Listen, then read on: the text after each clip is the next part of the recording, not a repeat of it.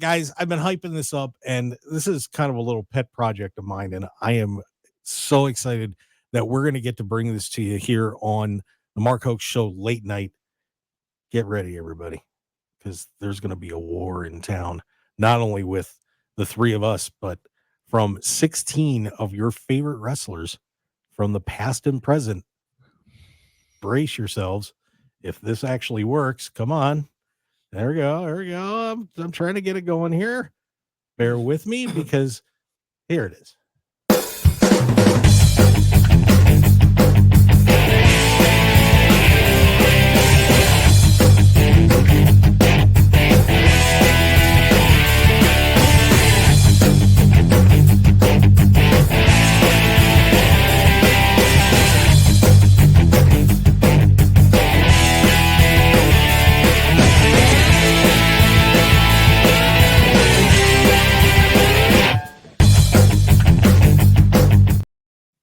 All right, and we've got, of course, Stu, NJ, and me are booking a tournament. Now, what is this tournament?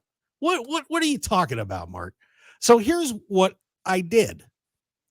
I made a database of about 500 professional wrestlers from past and present, old NWA champions, AWA, WWF, and so many others, and also, of course, present day stars. Have a little randomizer.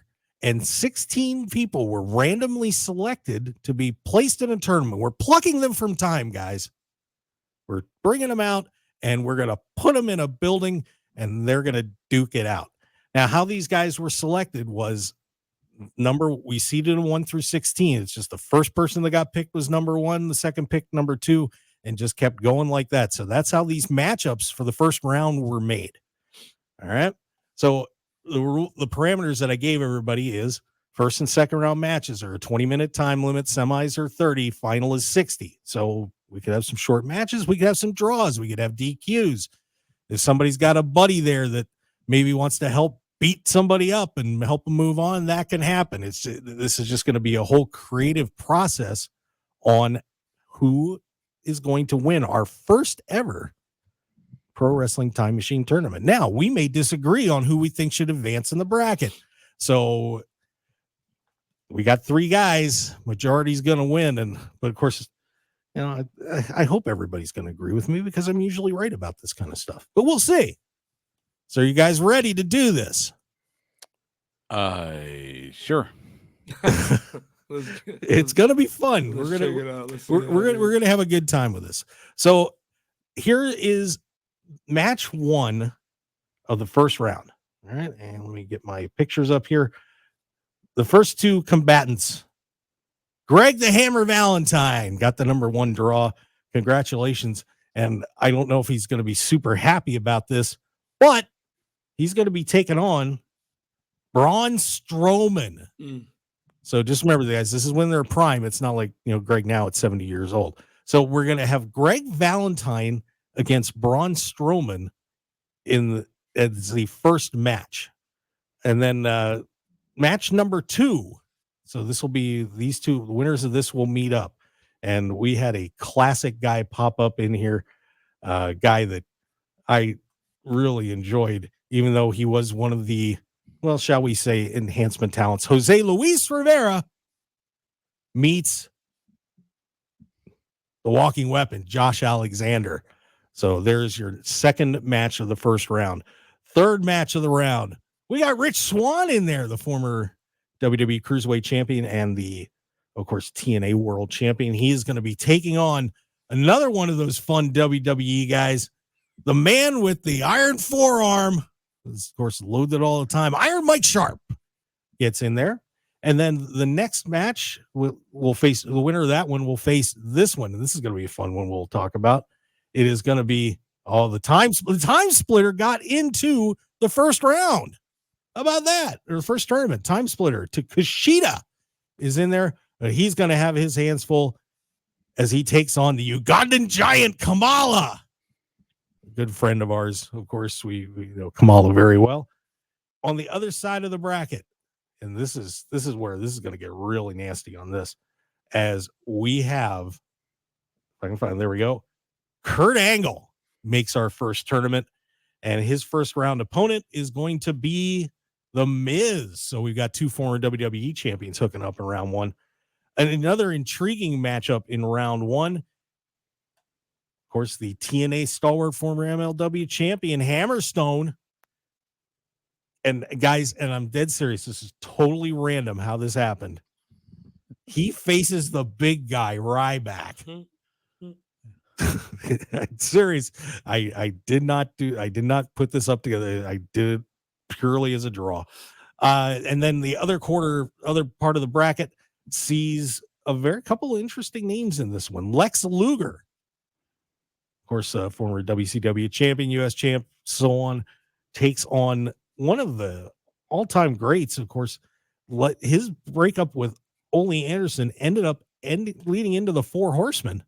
Thunderbolt Patterson, the WWE Hall of Famer, faces off of Lex Luger. And then the final matchup of round one, it's JBL. He's been everywhere else in wrestling. Why not get into this time machine tournament? He takes on Mark Youngblood, of course, one half of the World Tag Team Champions, along with Wahoo McDaniel a couple times and teamed with his brother Mark, and won a bunch of single sales too, former NWA TV champion and so on. So Mark Youngblood, and that's your bracket. So guys, here's where we start. We start with that first match. So you're booking this tournament as you look down the road and see how this is all going to work out. Match number one, Greg the Hammer Valentine taking on Braun Strowman. This is a pretty intriguing matchup. I mean, if you put this together with Greg in his prime against Braun Strowman, this would be a pretty good war, I think. NJ, who wins our inaugural match of the first Time Machine tournament? Greg the Hammer Valentine versus the Monster Among Men. Yeah. Braun Strowman. Mm-hmm. I'm just have to go with Braun. Gonna move Braun on. Yeah, because what is Greg's finisher? Ain't it like a spine bust? That might be wrong. Figure four leg lock. Oh yeah, he's not getting it up Braun. So. Yeah. Unless it might be against the ring post, but that's about it.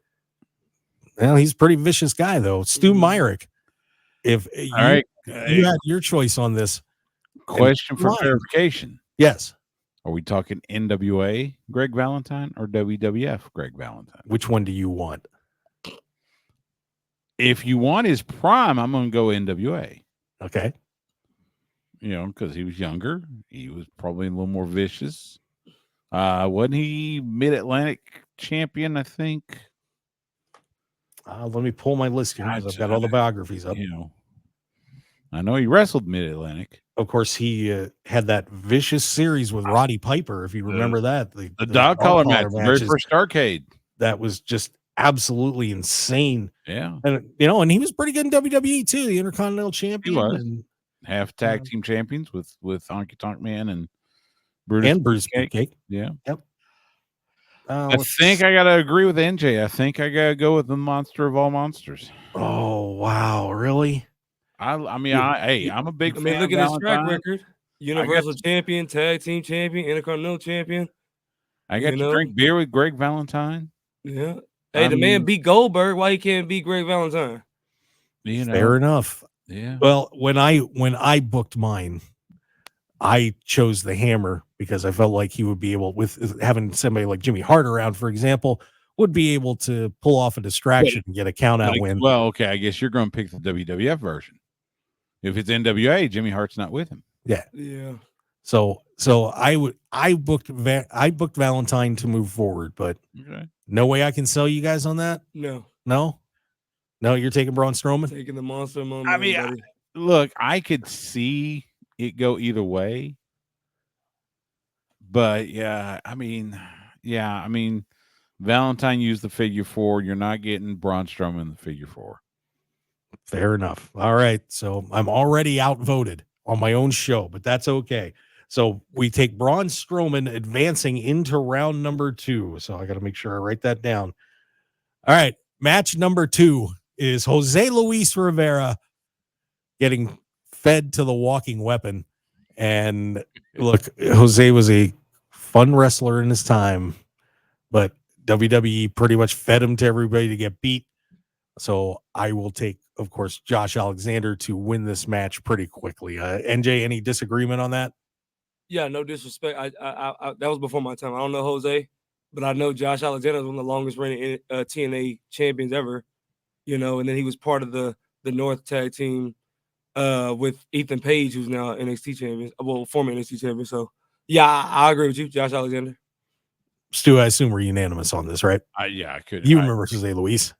Actually no, I don't. Oh wow! Okay. Before your time too. Well, if he was enhancement talent, that may be why. Oh, well, there you go. Yeah, Josh That's Alexander, a no-brainer. Too technically, proficient. Yeah, no brainer. Josh Alexander all around. I like that. I do miss Howard Finkel, how he said Jose Luis Rivera's name. It was Jose Luis Rivera, and then he'd lose. All right, so Josh Alexander will advance, so he will head to round number 2, but with Braun Strowman. That's a good match. That's a good match. It's a good match. That's a good match.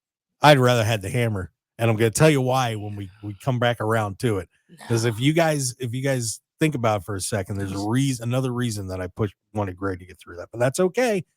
We're here to disagree. That's part of the fun of this. He should have had a better first round opponent than Braun. That was a tough draw. Yeah, he just got the short end of the stick on that one. Yeah, he did.